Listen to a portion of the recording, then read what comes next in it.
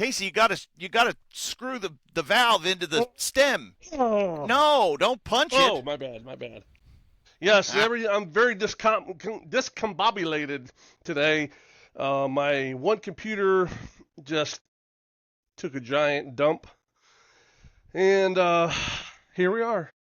it happens. Hi, everybody. Yes. It's another live Sunday edition of the In Ring Wrestling Podcast. I'm Kevin Kelly, and I am actually the steady one here. And Casey, who usually is our rock, is our base. Yes. He's our house was built upon the rock. Um, Tonight, he's the one that's flummoxed and flabbergasted and verklempt Yes. all about it. Yes, sir. It's Now, uh it's very weird for me to not be prepared. So now I'm gonna have to have another whole system where I have a backup in case yeah, it's just well, you crazy. got to have a backup. Or maybe just long wires that I could run to have it set up the other way. I mean, I Anyhow, have, yeah. Anywho, it is. So our topic tonight is going to be very simple, and it actually kind of fits in with where Casey is right now, because he's hot, he's steaming, yeah. and it looks like there's people coming over the guardrail trying to get at him.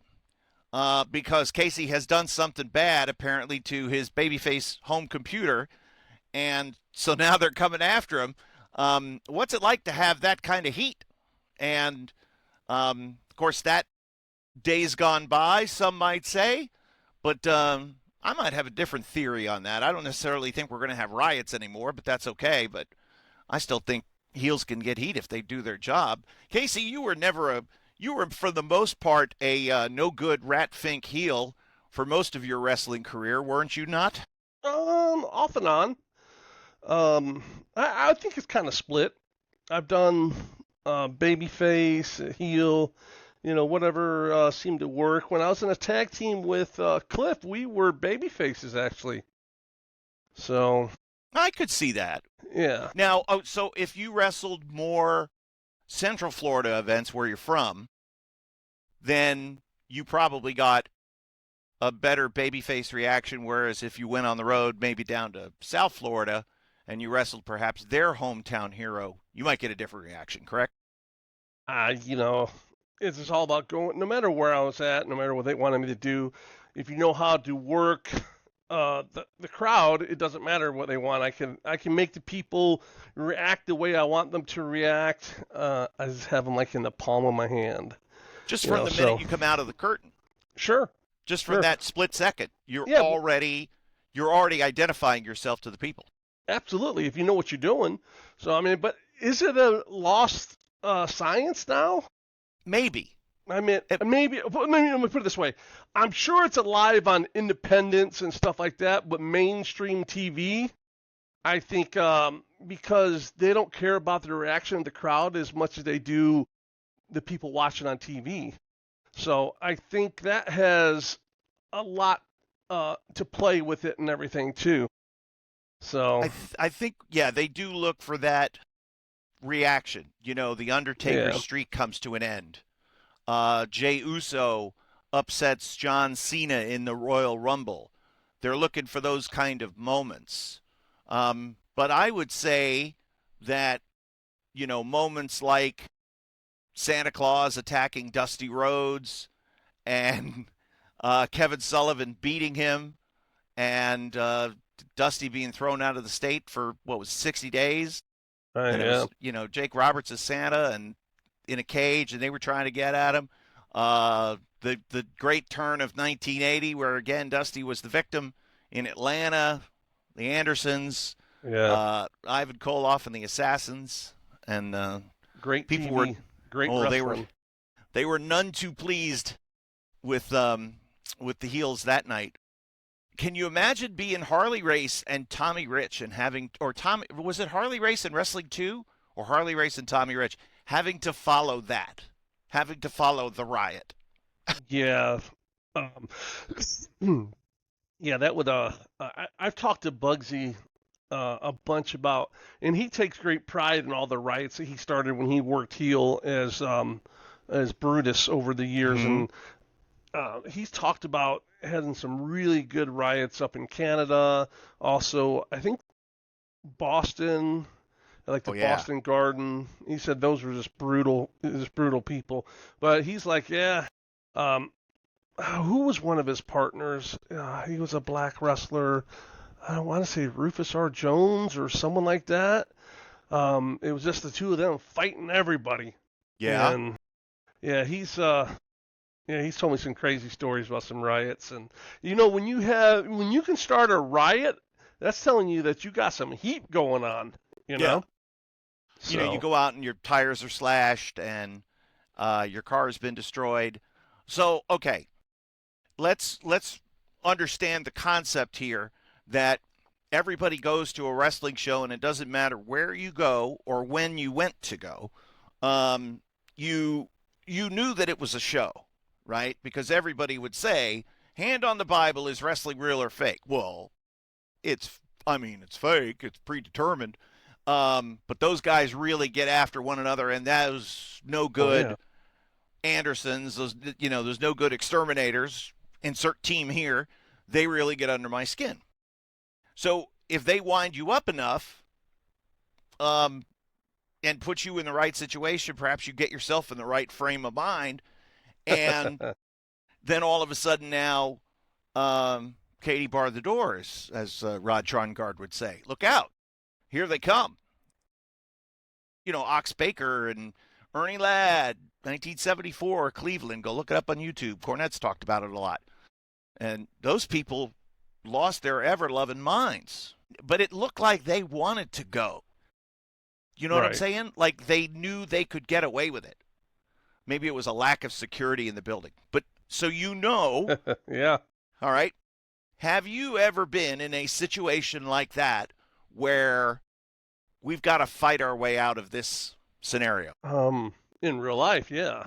But Well, uh, in the wrestling business. no, I haven't. I could say yes and make up a nice little creative, colorful story and all that. But no, I've never been in a riot. The most I've had is people try to fight me and different things like that. But you're getting a lot of heat if you even have one person that wants to step up and think they can get in your face and try to fight you and everything. Mm-hmm. So, um, we're talking about heat, and Chris Jericho was just telling a story I heard. I don't know when he told it, but he was talking about they were overseas somewhere, and Jericho got on the house mic and did something that got a lot of heat, and he got to the back, and Laurinaitis was like, "Oh, Stephanie's mad. She wants to have you suspended and fined." And he's like, "I don't give a fuck what she says. She's not my boss. She wasn't in creative then." And Right. so he says he gets on the phone and he's like, um, MFing Vince on the phone and everything. And the next day Vince calls him, "Chris, settle down. Everything's fine." Because Chris went out there and got a lot of heat. And I don't remember exactly what it was. And it was something very simple that got a Yes. lot of heat. And she got mad about it. And I think that's what's showing because Vince is gone where you could get the heat.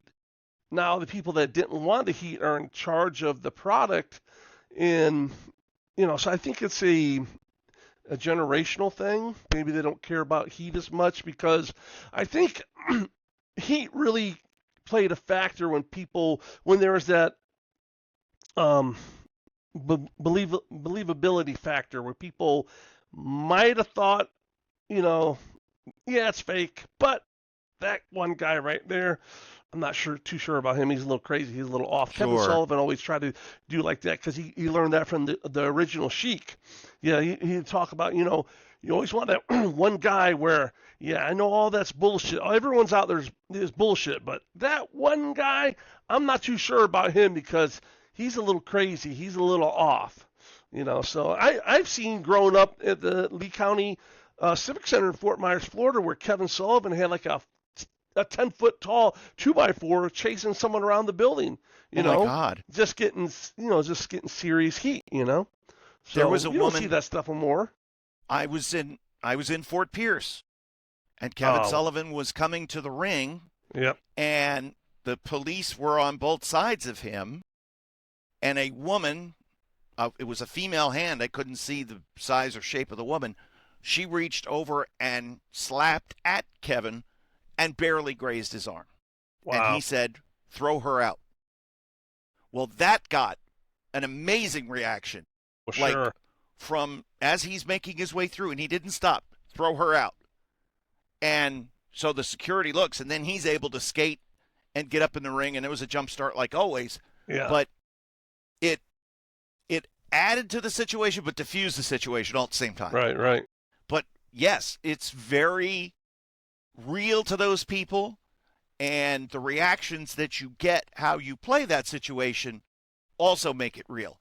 Today, you would be more than likely to have somebody say, I'm never going to support this promotion again, and I can't believe that they would do this. Right. Keyboard warriors. As opposed to, because I saw a situation, I don't know, a couple of years ago at a local show here in PA, and a wrestler from England was getting heckled pretty good by some heel fans, smart-ass fans. And at the end of his match, he jumped out of the ring, and he got up in the face of one of them, this big guy, and I think he shoved him or something. And turned out the guy was only like a 15-year-old kid. Oh. The So parents, now he gets in trouble. he does. Yeah. But it's like, where's the line? I understand both sides. And I talked to the wrestler about it, and I was like, eh. And he was like, mate, he's bigger than me. He's the same size as you. I go, yeah, I know. He's only 15. Would you rather see him get into that confrontation with a shoot mark, or would you rather see him have a plant out there? Where I always thought that when they planted someone out there, it always was kind of cheesy. It never works, right? Yeah. To me, it never does. It's like you can always tell. Seen, and again, we've both seen so much throughout the years that we could probably point to specific examples of different, in a time and place, a plant in the crowd would get over brilliantly. Right. And nowadays it'd be like, oh, look, it's one of the boys pretending to be a fan, Who was one of your people in the business? Let's exclude the modern TV. Let's just talk about like from 2000 back, somewhere in there. Mm-hmm. Who do you think is a wrestler that really got a lot of heat when he went out there all the time? Was like, we know Kevin Sullivan was known to be able to get heat, and he was a great, incredible mind in the business, a booker that, and, he was all, you came up from Eddie Graham, so he was taught to book heat. They wanted a good finish with some heat on it. They'd ask Kevin, hey, give us a good finish, something that we can book some heat. But what particular wrestler would you just comes to mind when you talk about, boy, he goes out there and he got some heat in the crowd? Well, when you saw Roddy Piper, to me, just he had that strut kind of swagger, that face. Cockiness. And it was almost like he was walking slowly enough to where if somebody wanted to square off, but he had eyes on both sides, even though he wasn't watching them.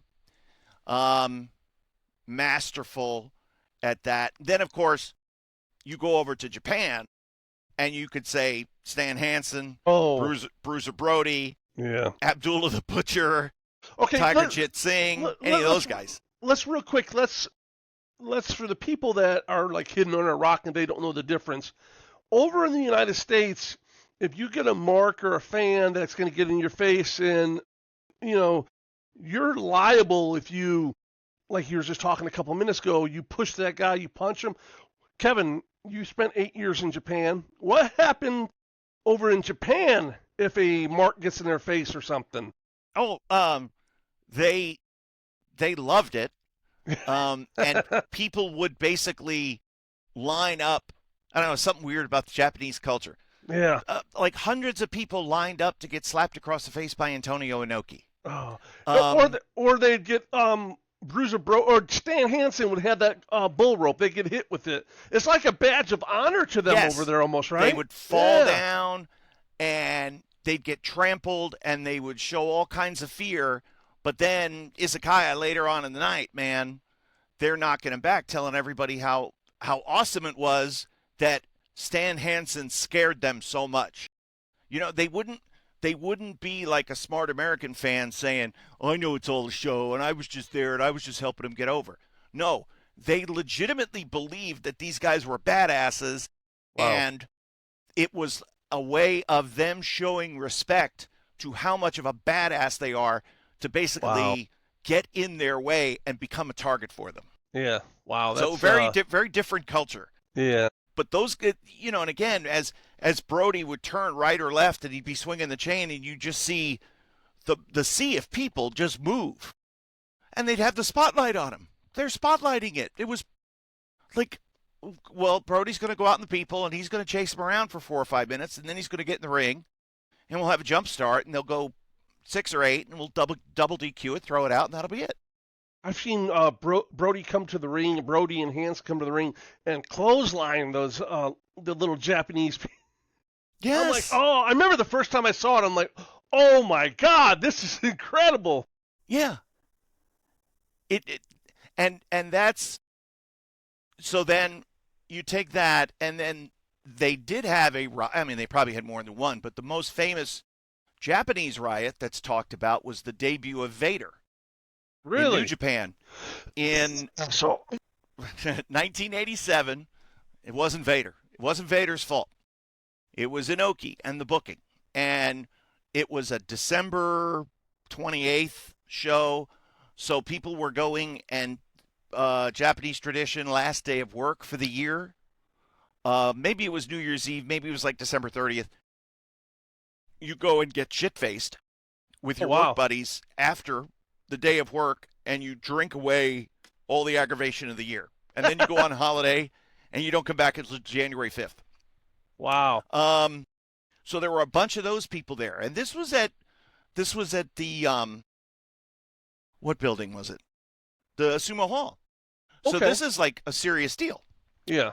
And building was fairly new, and the people were drunk, and they were getting a little bait and switched on the main event because it was, I forget what it was supposed to be, and then here comes Inoki, and Choshu beats him in a couple of minutes or something like that. Oh, wow. Or it was a double DQ, and then he calls out Vader, and here comes Vader, and Vader beats him up and left him laying. It was a very strange situation, and then they lit the sumo cushions on fire and started throwing them. Oh, wow. The fans were so drunk and enraged, and New Japan was banned for 2 years. They couldn't come back to the building. Oh, wow. So actually today, speaking of Vader, I was working today, and I was listening to Jim Cornette, and they were talking about the Dark Side of the Ring episode about Vader. And okay. I'm getting really confused on Cornette sometimes. He's like a podcast guy. He heals on everyone. He just calls it like he sees it. He heals on everyone, stuff like that. But when it comes to Vader, it's like he says nice things about him. Come on. Does he feel sorry for the guy that bad that, he's trying to say he's sensitive, and, Vader broke a guy's back and said that he was crying in the back. I've seen Vader break guys' noses and not even say 2 words to him. I wanted to yell. I was yelling at the computer when I was listening to Cornette. And I'm like, yeah, he's crying because the office is yelling at him constantly about hurting the enhancement guy on TV. And then he's worried about losing his job or something, So I was just like, this is not a Cornette kind of a thing. Cornette felt bad for Vader. Okay. Because he didn't have an ally in the world. Right. Everybody hated Vader from the top down. Self-induced. Because, yes, absolutely. Sean didn't want to work with him. Jim Ross probably had a little bit of egg on his face because he, brought him in from WCW. And Vince was like, this guy sucks. Everybody underneath that had gotten beaten up or stiffed by him didn't like him. And he was kind of an asshole. Which a lot of those guys were in WCW where he is a top guy. Now he goes to WWF as bringing in, and those guys are now top guys there, so they're like, screw this guy. Yeah. And Cornette always had a soft spot for Vader because, and I think Bill Moody did too. Paul Bearer. I Oh, think he really? did a little bit. I think so. That was kind of the feeling that I got, is that these guys just sort of kind of pitied Vader because he wasn't like he used to be, Casey. The bloom was off the rose, and he was a broken down old man that nobody was afraid of anymore. The lion with no teeth. And there were some people that just legitimately disliked the guy and openly mocked him, and nothing was going to happen to him because the office didn't give two shits, and Vader didn't have it anymore to fight back. Mm. Well, Couldn't have you know happened what? to a nicer guy. I know what you're saying. Yeah, I mean, I don't have no sympathy for him, because I've seen him take liberties with so many people, Yeah. whether they deserved it. And I can get it if a guy is not a good worker, he screws up this and that, and you kind of stiff him here and there. That's part of the business. I understand that. But you have a guy that's going there and giving your body to you to do what you want, and you're doing a good job for him and working hard. I'll give you an example. I did a lot of squash matches against Vader, probably more than anyone. Also with Sid Vicious. But I never had any issues with Sid because Sid was protective. He'd always take care of me. And we had Rob Van Dam on our show before, where both me and Robbie both wrestled Sid in a handicap match, and Sid actually came up to us afterwards and said, "You know what? Thank you so much. I was here, but because of you guys, now I'm up here." And he gave us both, $20 each. Rob claims it was more, but Rob got more than you, I think, is the story that he told. Yeah, okay. How about and how much did you ever get from Vader? Bruises, lumps on my head. If but I if did have lumps, I did have the satisfaction of telling him off, and the big fat fuck just stood there with his head down in shame and walked away. So that was worth Exactly. $1 million to me. See, if Paul Orndorff beat Vader, Paul Orndorff with one arm in flip-flops as a producer, as an agent, beat Vader up in the locker room. And that was the end of Vader's rep. But along the way, he wasn't like he used to be. Anywho, if lumps were currency, Who broke his arm in Japan? who broke his arm in Japan? I don't know. Someone, he had a compact fracture. Someone snapped his arm off. I seen him take him out of the ring on his arm on a gurney. Yeah, it's very, very graphic. One of the Japanese guys. I gotta look for it now. He got stiff with him, and he put him in a shoot hole and popped it, and the arm popped out of his skin. Oh yeah. Stan Hansen thumbed him in his eye and popped his eyeball out. And then tried to push it back in too. Yeah, he popped it back in. But that was because Hansen was blind. Oh, without those glasses on, him guy was blind as a bat. He'd be like, "Where's the curtain at?" So guys could get heat in different ways, in different forms, and the way the old timers would tell it, old timers, is that they had heat in every town, they had riots every night, they had sellouts every night. Those things are not necessarily true, but there were probably towns that you had to be careful of. Oh yeah. Because of the populace, and that it was a little wild and woolly, and depending on the mix of the people in the crowd, and again, what they were on when they got there or while they were watching the show, you might have if you beat up the hometown. We had an issue one night with Eddie Mansfield. Where was Caribbean Kid Berto from? Oh, Winter Haven. Okay, so this is in Winter Haven. And whoever was... What a great boxing family, too. Yeah, great Berto. boxing family. Yeah. Berto was wrestling whoever the television champion was. I can't remember who it was at the time. And they had the entire Haitian community come out. And first of all, they had issues getting them in the building because they understood that they got in for free. So and that was like, oh, that was one sidebar issue. But anyway, once we got him in the building, then they did a screw finish on him. Oh, it was like the count out. It was a no DQ match, but they did a count out. I can't remember what the finish was, but it was rotten. And instead of just put the belt on him, let him win the belt. Ric Flair, Jack Valeno in the Dominican Republic. Yeah, you're winning tonight, pal. Just give it back to get out alive. Yeah. Yeah. Just put the guy over. Nobody's going to know or care, except for those people who were none too happy. So and luckily, no chairs were thrown, nothing got broken. But it was just one of those elements where it's like, this could get ugly. And, so you had towns like that. You had towns you had to be careful in. Fort Pierce had a reputation like that because it was a bunch of wild and woolly rednecks. Oh, yeah. Yeah. Yeah, Okeechobee. You had to worry about in towns like that. I give you an old Florida town, the Bahamas. You had Nassau. Oh, right. You got heat on Tyree Pride. Woo! Actually, Tyree Pride wrestled against the Golden Boy Jerry Gray, who trained me, on top of Flair and Dusty for the world title. Because they wanted to keep the people. Well, not only that, because they had that much. Tyree was that big over there, and Jerry got so much heat on him, and over there that they just put him on top.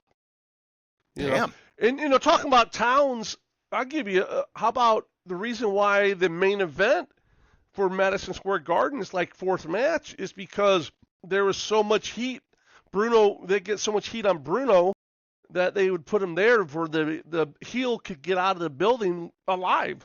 Yeah.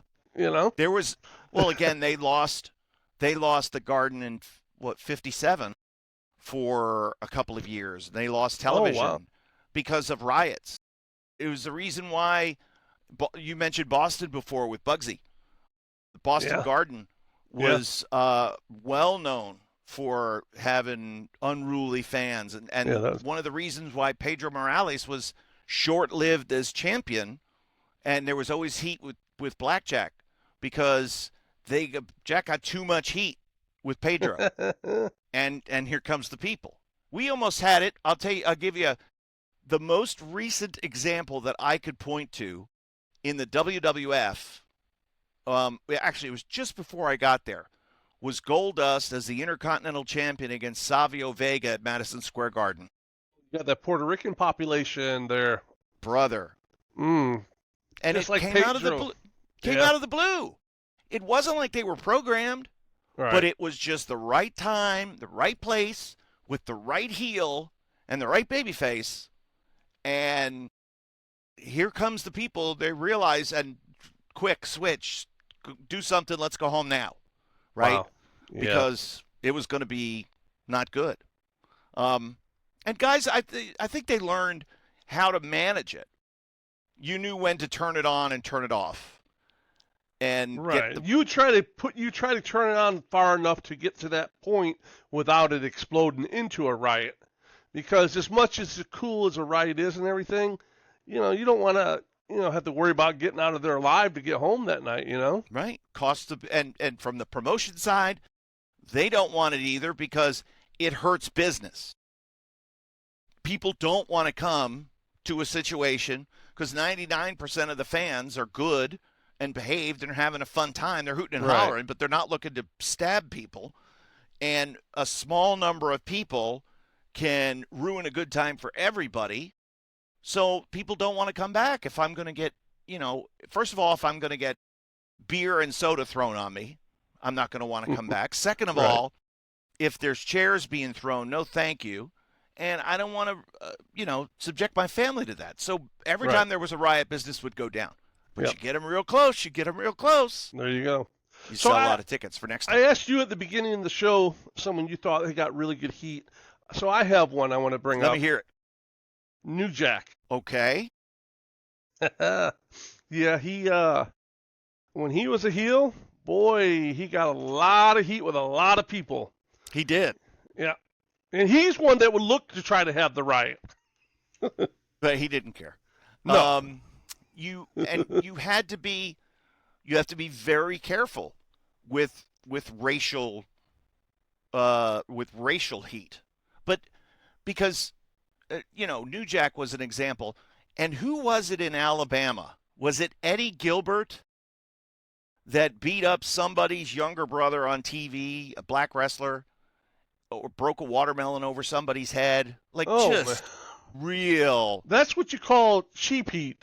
Yeah, and Yeah. the station manager was a black gentleman and said, They "I don't lost want that this." station. Yeah. They broke kayfabe, which was rare.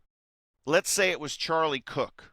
Okay, for argument's sake, it was Charlie Cook and Eddie Gilbert, and they both went to the station owner, and he gave him the same line. Charlie Cook said, "Well, if you take the TV off of this station, it's going to hurt me and my family financially. And Right. besides, how can I get him back to the satisfaction of all the people who were so greatly offended by this, so rightly offended by this? How can they get satisfaction if they can't see me get revenge on it?" Yeah. That's very true. That worked Somehow, too. it did. And they kept it on there. And then I'm sure they took the heat right off of them the next week. Some ideas are better than others. Yeah. And, here'd be a good idea to get heat. No, that'd be a terrible idea because it's going to cost us money. Yeah. When you looked at anybody walking down the aisle, there would immediately be the people that you wouldn't mess with ever, right? Like a Joe LeDuc or an Ox Baker Yeah. or somebody larger than life in that regard who would scare people and would scare children. Yeah, they just look scary walking. Yeah. Then there would be like the superstar Billy Graham types who were athletic marvels. Right. To not an equal extent, because we didn't see people like superstar Billy Graham every single day. Somebody like Lex Luger, when he comes out, he's a big heel, but he's kind of doing this and he's sneery, but he's the arrogant, conceited, cocky, conceited. Yeah, there's a bunch of different types of heat, and there's we're touched on a little bit was cheap heat. Was you get in trouble if you went out there. They're like, hey, no cheap heat out there. It's like, don't go out there and find a fat woman and call her fat. That's cheap heat. Everyone can do that. Yeah, but it's just cheap. You don't want to do it. You want to be able to get your heat without having to use cheap heat to just show how you really can work the crowd and you can control them and you can get them to do what you want the way you want to do. Mm-hmm. And, I always thought that everyone should start off when they started working as a heel, because you work as a heel, then you learn how to control the crowd and get them to react the way you want them to. When you turn babyface, it's like easy. It's like, melting butter. It's as easy as it can be. Sure. So when I was in WWF and I was involved in talent development, there was a lot of people trying to help Batista get to where he eventually got to, right? Because at first it just wasn't all clicking. And one of the names that was sent down to OVW for a little bit to spend some time with him, fellow big man, and certainly knew how to get heat, was Big Boss Man, Ray Traylor. Oh, what a great guy. And I heard this fantastic example of a way to get all four sides to get them going, and all you have to do is stare at one person and just keep staring at him.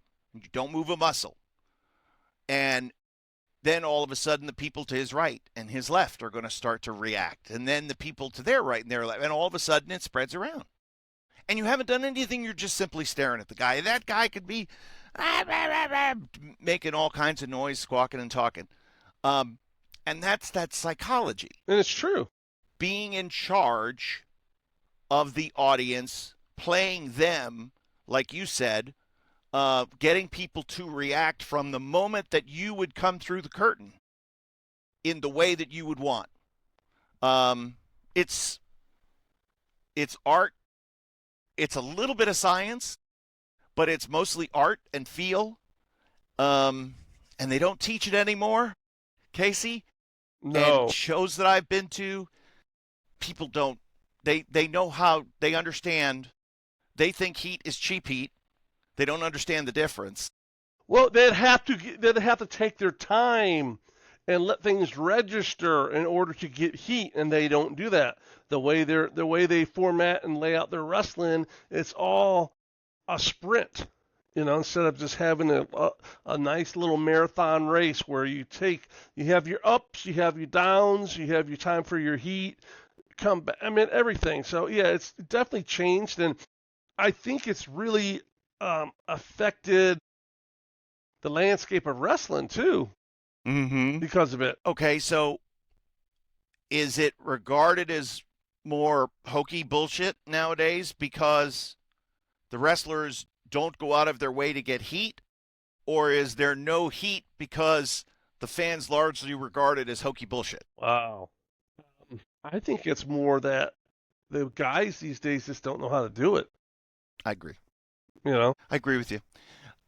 Here's my spin on it. When people buy a ticket to a wrestling show, you could be the smartest fan in the world. You want to be a fan. And you want that wrestler to engage with you in a certain way that's going to get you to react as the fan who knows wrestling. They would know when to cheer and when to boo and when to stand up and when to, yell and shriek in horror. You have to give those people a reason to make that noise. Well, that's a tough crowd tonight. They're just sitting there like this because you're not giving them anything. Right. Yeah. They're an oil painting out there, pal. Well, mix up the colors a little bit. Some crowds are easy. Some crowds are hard. Sometimes you have to go out there. There's no effort needed, and it's like, oh my God, the crowd was hot tonight. Or your first match, you come back to the back, guys be like, hey, how's the crowd? Oh, it's easy. It's hot. Or like, oh man, they're hard. You got to work them. So, and I remember once we were doing oh boy, it was like a boys and girls club show. So it's all kids, like Okay.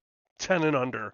So naturally, that's going to be the easiest thing in the world, So I think I was wrestling I was a babyface, and I think I drop kicked him, and I might have missed, sort of like Maven did with Undertaker. I missed it by about a foot, Whoops. And he took the big bump and everything, and they popped like it was the biggest thing ever in the world, And so it was like an afternoon show during their camp. So we were coming back. We stop by Rocky's to hang out with Rocky for a little bit at the school, and The Rock was there. And Okay. so we were talking about it, and we were all just bullshit and everything. He's like, man, I love it when you had the crowd in your hand. You can miss a drop kick by a foot, and they pop and everything, So That's again, those crowds, and you have to go out of your way to find them.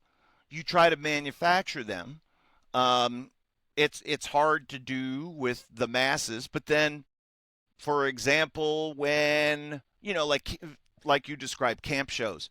Camp shows in England could be very easy, oh yeah, right? And again, it was just whatever mix of people you were going to get. But then I remember the first time that we were in Charlotte for Raw. See, also it's geographical. Yes. Okay, and that goes to probably what you're saying. I don't even know it. I'm just guessing that it's a hot crowd, right? It was a red hot crowd because it was the first time that we were there. Again, Charlotte was an NWA, WCW town. So Southern style wrestling town. Southern style wrestling town. But this was 1998.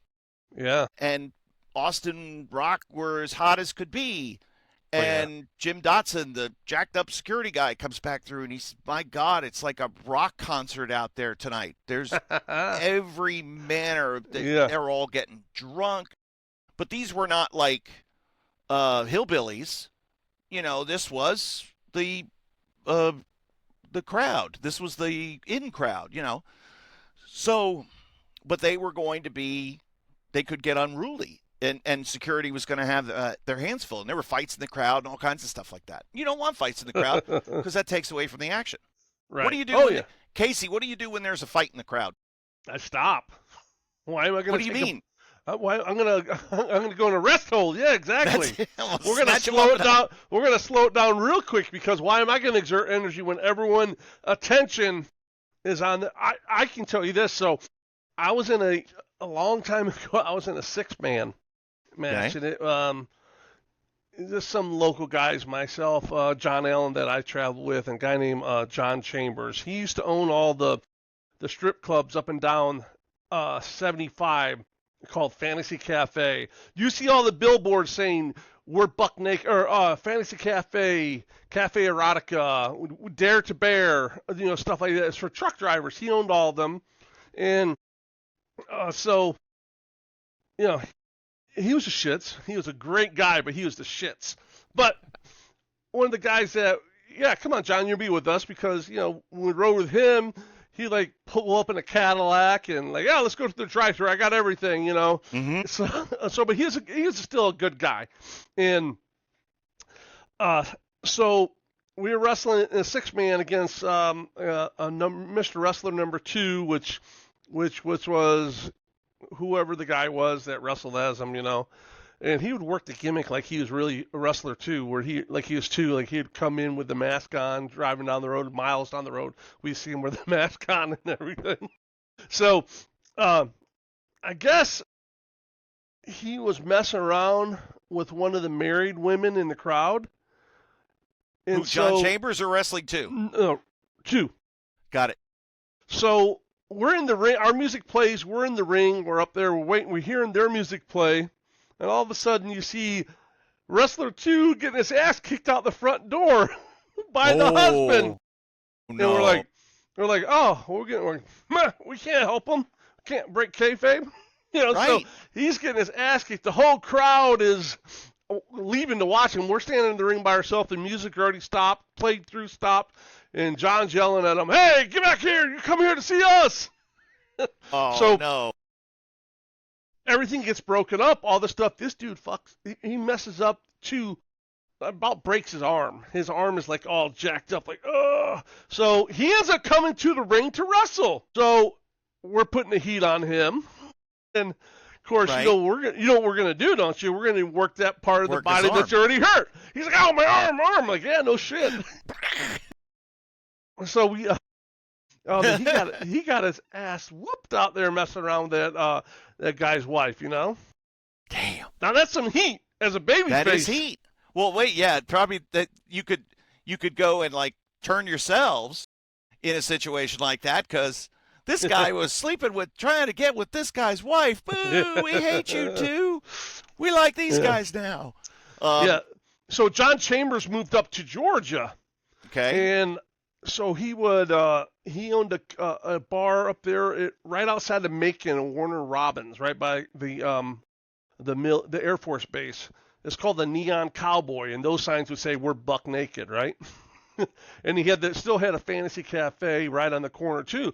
And right here's the strip club, and they had like a Motel 6 or Motel 8 or whatever behind it, right? Mm-hmm. So he would book me to wrestle up there. And he's like, hey, come up whenever you want. And so if the show was shows were always on Sundays. So if I didn't have a Friday or Saturday thing, I'd go up on Thursday. I'd go up there, and I had a 1976 Corvette. Okay. Ooh. Yeah, that was a gas guzzler like you've ever seen. It cost me about this was back in the late 90s. It cost me $200 in gas to drive up there. Oh my gosh. So I get there and he's like, how much the gas cost? I said, or maybe it's 200 round trip. I'm like, 150 each way. He's like, all right, here's 300. The guy was rich. I mean, great guy. Didn't worry about the money. And then if he owns several strip clubs. Yeah. And yeah. So he's Why like, did he move to Georgia? Because there was heat on him in Florida? No, he's just bought some more clubs and everything. Oh, okay. So he's like, yeah, there's a room over there for you. So you want to eat? Because it was a truck stop strip club was the whole premise. And sure. So he's like, just come here. You can eat for free, whatever you want. Or you just call up here and the manager, have someone bring the food over to your room and everything. I'm like, okay. So I'd go up sometimes 2 or 3 days early, just hang out, and he's like, hey, bring your dog with you. I had an English bulldog. His name was Tank. And his Oh. wife loved my dog. He's like, hey, Vito wants Tank to stay at the Aw. house. I'm like, okay, no problem. So Tank would go over there and hang out with it, and she would baby him and play with him, all that stuff. And so at that time is when I was wrestling up there like at least once, twice a month. And I was wrestling Tommy Rich all the time. So Okay. we're sitting at the bar at his strip club, and I'm like, hey, Tommy, it's about a half hour before showtime. Yeah, brother, don't worry about it. We're going to have another beer, then we're going to head on over there. I'm like, okay, And I'm like, hey, Tommy, it's showtime. Yeah, we're going to have one more beer, then we're going to head on over there. I'm like, okay. I'm like, Tommy, it's like 8:30. It started a half hour ago. Yeah, we're going to have one more beer. Finally, they'd call over and say, don't give Tommy no more beers. Send those guys to the building. So that's that match that I told you I was wrestling against Tommy on top of the steel cage. That I ended up like 10 rows back where the cage fell off. Yeah. But I'd have my dog with me, and the junkyard dog was on all the shows too. And the dog was terrified of dogs, which is very ironic. Yeah, I know. The junkyard dog was terrified of dogs. I never heard that story. That's amazing. So the dog was, I had Tank sitting there in the corner, and the junkyard dog would be walking by, tiptoeing, doing like, oh, watch that dog, watch that dog, no, watch that dog. And then Tommy would be like, oh, scared of dogs. It's an interesting scenario. And, so when we're talking about, oh yeah, this is interesting. I forgot about this, but it is true. They used to have a net at the old Boston Garden to catch stuff. Thank you, Scott. Yeah. That's, again, you'd see the paper cup parade, the sodas, the beers come flying in, and batteries. That was, Puerto Rico. Puerto Rico, they throw batteries. That's terrible. You know what they used to do at the Boston Garden, right? When they put up the net, talking about the net, they used to throw darts at them. Oh my God! Get through the holes in the darts. Yeah. What an insane world. Yeah. So Puerto Rico's like legendary. Yeah. You couldn't do anything. They throw cups of piss at you, urine at you. They throw batteries at you, coins, like all kinds of stuff, rocks. It's just you. In Puerto Rico, just being a heel, you automatically had heat. Right. Just being a heel. If you're part of the run-in, you don't do much. You're just part of the run-in, and then you jump out before the baby faces get there. You're running back like this because you're guilt by association. You're going to get hit with something. And as the ring announcer or somebody that was sitting ringside. You're innocent bystander. Yeah. Yeah, you're just like constant. Oh, shit, here comes one. We were wrestling up in Cabo Rojo up in the mountains there, and it's a long story, but the premise of it is we were leaving, all of a sudden the tire went flying off because one of the fans loosened all the lug nuts.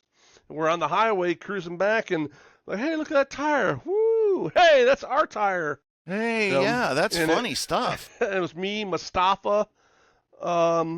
Remember Navy SEAL Leroy Howard and God rest his soul. Yeah, and Rex King was the driver. Oh my God. Yeah. I'm trying to read what this one says. Is there a lack of hate or heat because everyone's been told it's a work now? Well, we yes and no. I think there is a lack of heat because they don't put the effort in. They don't put the effort in. They don't understand what heat is. People are afraid today of conflict. Well, there's one word that explains everything you're saying, Kevin. The lack of one thing in today's wrestling. Say it. Psychology. Yeah, that's true. Psychology. If you had psychology, all that's added into it because of it. Right. When you and they all with the best of intentions say, well, Kevin, I want to do this and I want to do this like the old timers did. I don't know, pal. Different place, different time. Hard to say it. Somebody said that, Scott said that MJF is the only guy today who gets any real heat, to which our friend Ryan from Carlisle said MJF is also a lawsuit waiting to happen. You're closer to getting sued today now than you were back then. Because you could say something and get sued, you know. I do think MJF is probably the only guy that's in AEW that actually really tries to go out and get heat Right. with anyone. He apparently got heat with Swerve Strickland by referring to him as by making some connective reference with Swerve and Diddy. I didn't hear it. I just read about it. I'm like, well, Swerve should go punch him in the mouth. But will he? Whether he does or he doesn't. Right. This is how you fix things, right, Casey? Yeah. And then you go there, you got something, say it to my face, say it in my face. Boom, boom, you done. You go out and go have a drink afterwards, and you're fine. It's done. It's over. It's behind us. Well, nowadays we go and complain to the boss who, talks about it, and then it gets leaked, and MJF doesn't get a punch. Dave. Yeah, MJF doesn't get a punch in the mouth. I was there when MJF was pushing it, and I thought I was going to get a punch in the mouth from FTR and who was the Aleister Black and somebody, Brody King, I think, was about. He didn't want them because MJF was going to have to follow like some wild 4-team ladder match. And I don't want you guys doing this, and I don't want you guys doing that, and I don't want you guys doing this because we're doing this in our match. Well, what are we supposed to do? What are we supposed to do? And first of all, you don't come to us and you say, I don't want you doing this, or I don't want you doing that. You come and you ask respectfully. Yeah. And, so it got it was getting here, but MJF kind of backed down, which was a smart move because he was by himself. But yeah. Couldn't he go and have enough influence on Tony Khan just to flip the matches? Say, hey, let us go first because I think what the tag was wound up about was that he had already gone to Tony and said, I don't want them doing this or that. Instead of coming to them first? I think that was how it all got started. And MJF gotcha. was kind of backpedaling, but he did say, I didn't want you guys doing this or that because we wanted in our match. Yeah, but it's a ladder match with 4 teams. What do you want us to do? Chinlocks? So it was. And what was it? MJF's match? Just a regular match? I think it was a regular match, but again, every regular match has to get souped up. Yeah. And that's the problem you have with wrestling today. There used to be a format that you would follow that was an unwritten rule. First match would go 8-10 minutes, stay in the ring. Just good solid wrestling match, set the pace for the evening, then it would build up and, build up to the main event. Usually the match before the main event would be really hot and everything, and then right afterwards the main event were like the big guys that would just go really easy and go home. Mm-hmm. So or they put or they used to they would put the girls before the main event. That way, it would be a bad match because they weren't that good back then. Some of the girls are really good now. I mean, some of the girls that are some of the best workers in the business now. So, yes. But back then they would put, if you have, I was just saying, say you have an independent show in the main event, you have Hacksaw Jim Duggan and Doink the Clown and something like that. Some kind of thing like that. They would put the girls in front of it so it would be down so that main event would look better. They would strategically place the card, to, suit the event and everything. Correct. Right. The matches serve the show, not the show serving the matches. Right. You have to shape it in such a way because, again, that's part of the psychology. How do we make sure that Hacksaw versus Doink the Clown is going to get a reaction when they won't even take a bump, and which is, again, well within their right. They certainly have earned that right. But how do we make sure that match is appreciated for what it is? We're not going to put the Whiz Bang Kid gymnastics display on just before them. Yeah. Because it's going to, Duggan versus Doink is going to pale by comparison. Exactly. Yeah. So you got to be careful. Yeah. So when you are talking about heat in its modern form. I'm sorry, keyboard heat is not heat, and getting people to do different things, social media wise or whatever, that's not heat. What we're talking about is heat in the building to where people want to see you lose and pay money to come see you Exactly. lose. Get heat to sell tickets. Yep. Get your ass beat. And I forget, let me think of an example. A name will pop into my head probably 2, 3 o'clock in the morning of a wrestler who could get beat every show, and immediately, as soon as the babyface leaves and they stagger back up and they put their arm in the air like they did something good, the crowd boos them and they get all their heat back. Well, any heel, a good heel can lose every single night because he's going to lose and get his heat back immediately and be like, you know what, I didn't lose that match. There's a million ways to spin it, and that's what they Sure. do. A good heel just spin it, that, hey, I lost, but you know what? I got all my heat still. Mm-hmm. And that's what a lot of people will be like, yeah, no problem. You're going to go over tonight. I just got to figure out how to get my heat back before, everything's good. Then I'll take the fall. I just need to get my heat. Yeah. Heels, that's what heels do. Heels lose. Yeah. You get the babyface over and then you lose. Right, because if you beat a babyface every night, then you're just killing them off. Yeah, you got nowhere to go. Yeah. Then, of course, the heels will say, the Horseman with the Road Warriors. Tully's, complaint with Dusty, et cetera, was, how do we get our heat back? Because we're constantly just getting our asses kicked. I don't know. They always had a ton of heat to me. They had everything. They had the noise. They had noise reaction. They were over. They didn't realize that they got a lot of their heat just from their promos. Sure. Just walking into the camera in their suits. Yeah, I mean, Ric Flair. Standing there with JJ. Yeah, Ric Flair got his heat from everyone just by talking, by like, yeah, I'm wearing a, $30,000 Rolex and, custom, so basically he's looking down at everyone because he has more than they do. His watch costs more than their trailer, their house, and so he's getting the heat through his interview, his promo, and everything. So okay, Casey's School of Wrestling opens tomorrow. Yeah. And any questions? Yes, Mr. Casey. How do we get heat? What would you say to young wrestlers who understand the value of it, but they just don't know how to get heat? Well, I mean, you just got to go out there and there's a bunch of ways to get heat, but you got to, am I going to start off by getting a little cheap heat, just, ragging on someone in the front row?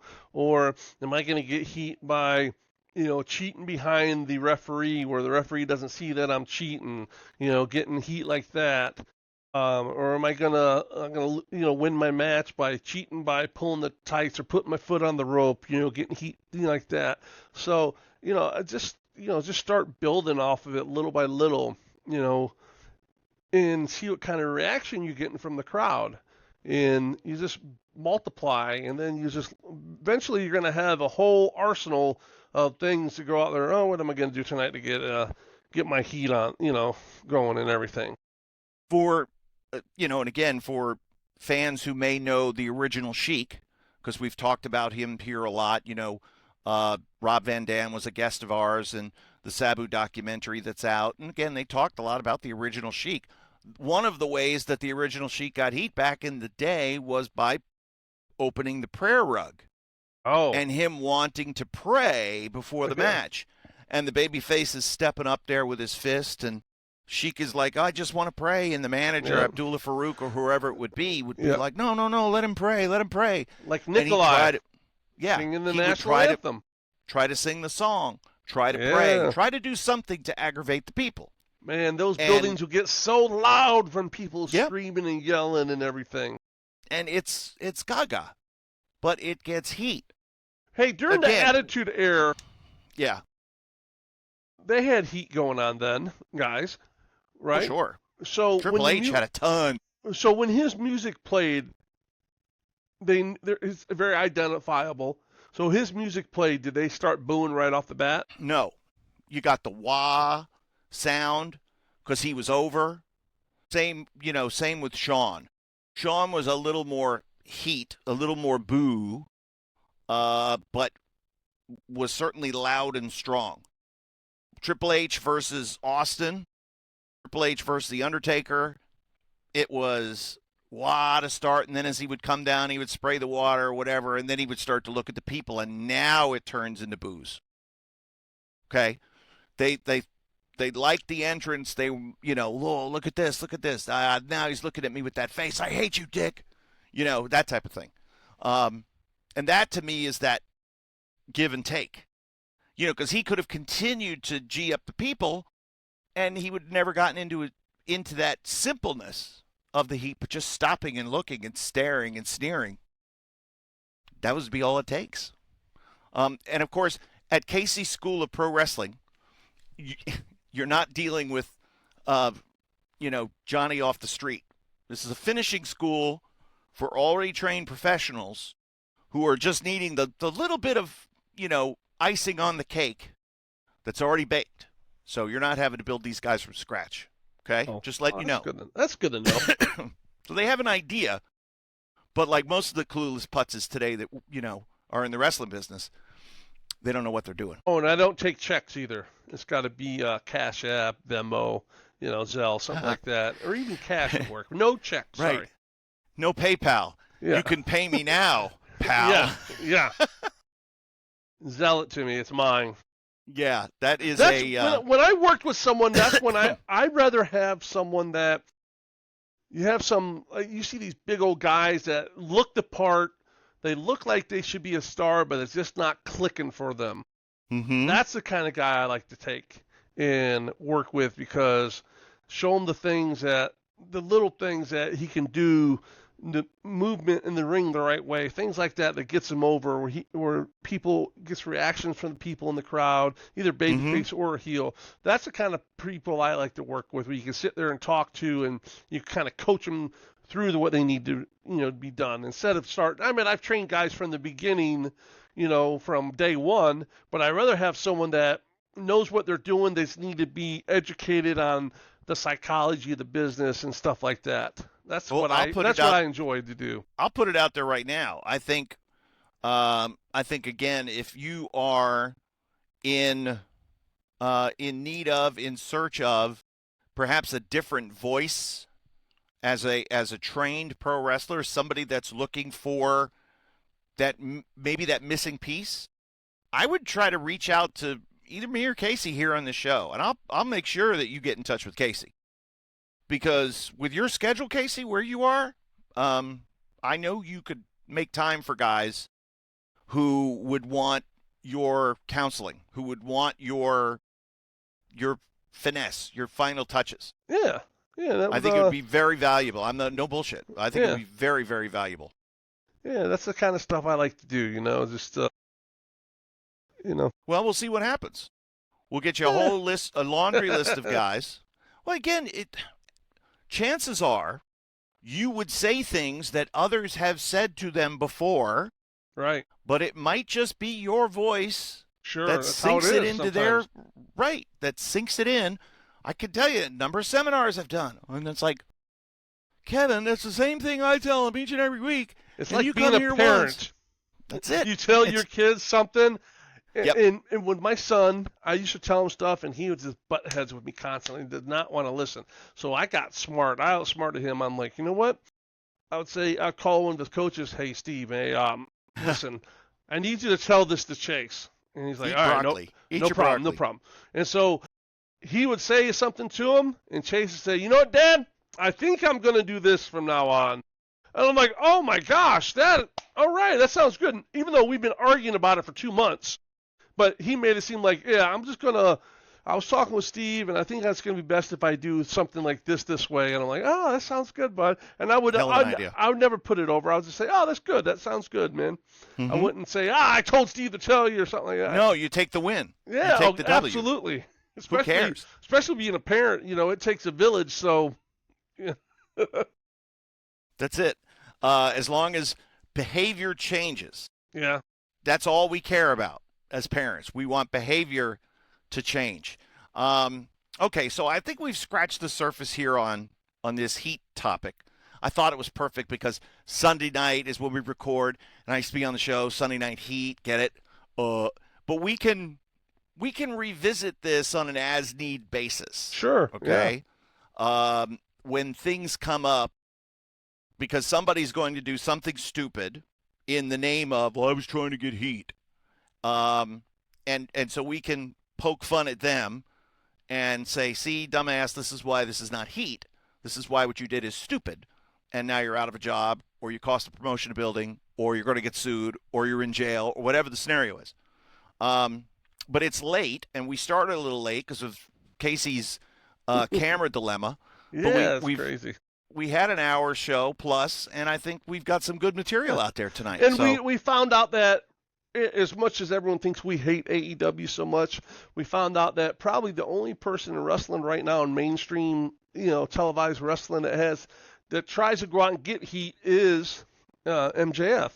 MJF. And I don't see it in WWE. I think they are very oblivious to everyone. All they look at is what's inside the ring, and they don't care about the crowd, because it's all TV to them. It's a TV net. It is a TV event, not a live event. So Yeah, the idea of when you do something to get heat, and then you go to the press conference afterward and you tell everybody that we're all friends and that what we did drives me up a wall. The last one that I saw really go out of his way, I'm not talking about Heyman because Heyman is a master, but Roman Reigns did a very nice job at the last press conference that I had seen of him, protecting whatever business he was talking about and doing a very nice job of giving a non-answer in a scenario where they wanted to know, well, tell us,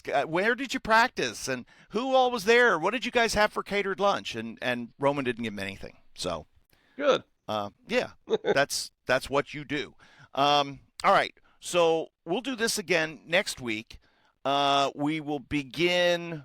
We'll start talking about Rumble. We'll start talking about, all kinds of things like that. We got to have some funny battle royal stories. Is kind of my point, because we've all seen them. You've been in them, and I'm sure there are some really, really good tales out there.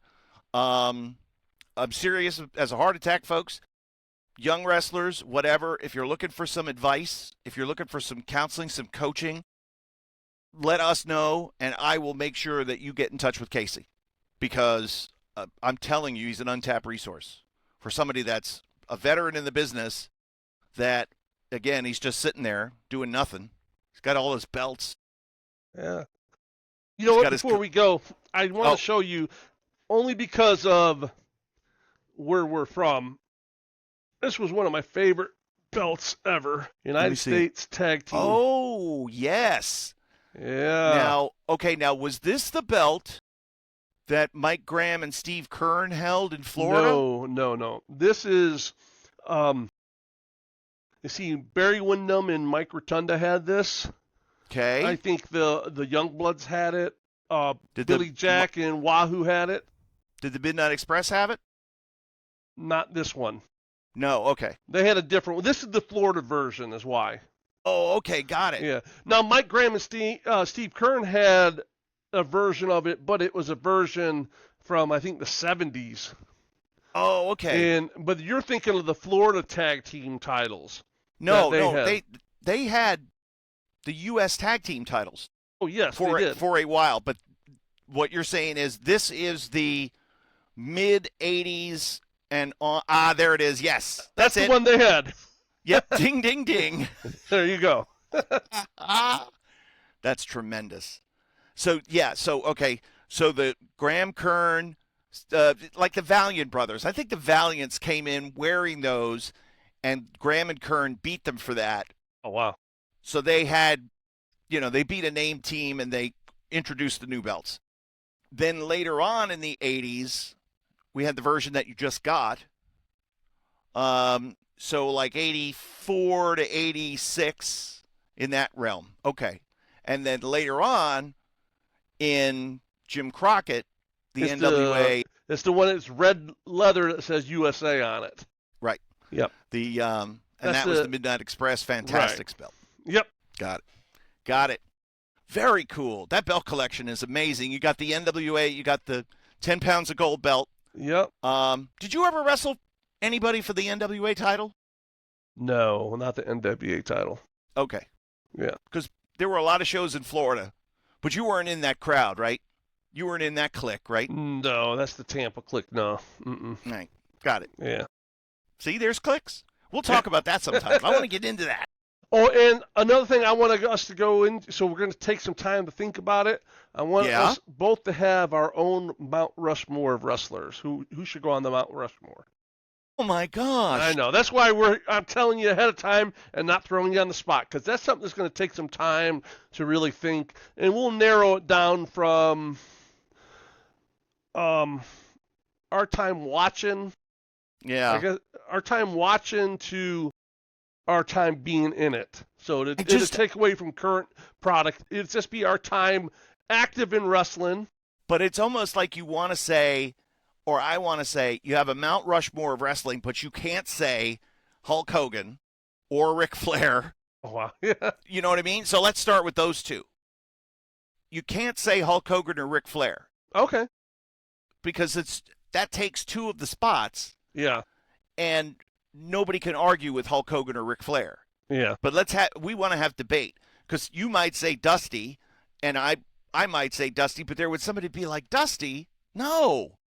He was, I'm much more of a, Art Barr guy. Well, why?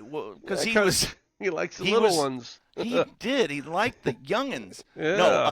No, you could make an argument for anything. And then I think it's good because we could get some chat going, and we could get some feedback here from the lurkers.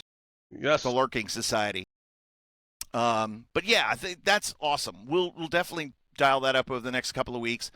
And remember, we just hit our 800 mark on subscribers. We're at like 803 today. So our goal is 1,000 to start. So that's our first goal. So let your mama, as Blackjack Mulligan will say, get your mama from the kitchen, your daddy from the grill. Tell everyone about it. So tell them to like, share, and subscribe. All them dirty little kids, put them in the pickup truck. Yeah, snot nose. Snot nose kids. Yeah, because I'm telling you, the way numbers work in podcasting with any type of subscription service, it's such a slow climb to the first whatever, and then it just starts to roll. Yeah. Definitely. So we've got to get to that 1,000 mark. We're a couple hundred short. Yep. And we're a couple of months behind.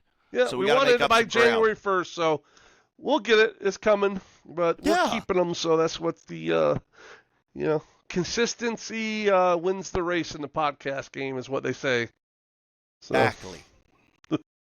All right. Well, that's going to do it for this edition, the all heat edition of the In-Ring Wrestling Podcast. We will be back next week with a brand new edition. Make sure that you're telling everybody that you know.